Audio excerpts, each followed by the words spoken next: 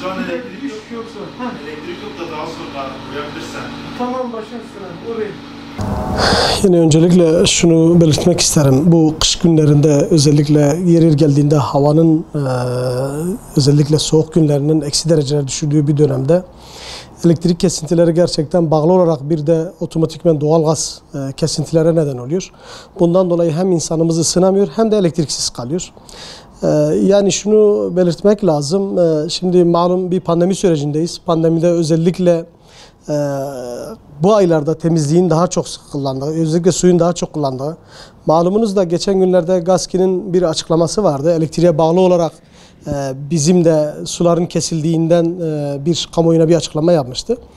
Biz şunu diyoruz, özellikle pandemide temizliğe daha önem vermemiz gerekirken elektriğe bağlı bir su kesintisinin de olması gerçekten şu anda kabul edilemez bir durumdur. Çünkü pandemi düşme meyline doğru gitmişken böyle bir sıkıntı yaşaması gerçekten pandemi sürecindeki o temizlik dediğimiz, özellikle ısrarla duyduğumuz temizlik, mesafe ve maskeden dolayı temizlik bölümüne gerçekten ciddi zarar vereceğini düşünüyoruz.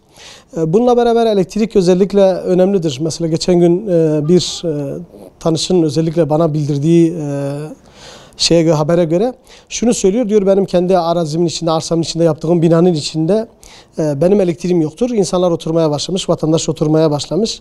Ben enerji dağıtım firmasına başvururken bana şunu söyledi. Ya mevcut olan panomuz güçlü değildir. Bu güçlü olmayan panolarımızla beraber yeni pano kurmamız lazım. Bunun için yerimiz yoktur. İsterseniz sizin bahçenizde panoyu bir trafo kuralım. Ondan sonra size enerji verelim. Yani bu kabul edilecek bir şey değildir. Eğer varsa altyapıda bir sorun, bir sıkıntı, altyapının güçlendirilmesi lazım. Trafolarda varsa bir sorun, bir sıkıntı, malum belki sizler de muhakkak her tarafta görüyorsunuz. Trafo patlamaları çok ciddi manada oluyor. Trafoların bir an önce güçlendirilmesi, yenilenmesi lazım. Yani gerçekten vatandaşa özellikle elektrik faturaları geldiğinde ödenmesi için habire baskı yapanlar bugün vatandaşa hizmet etmek için de o sıklıkla çalışması lazım.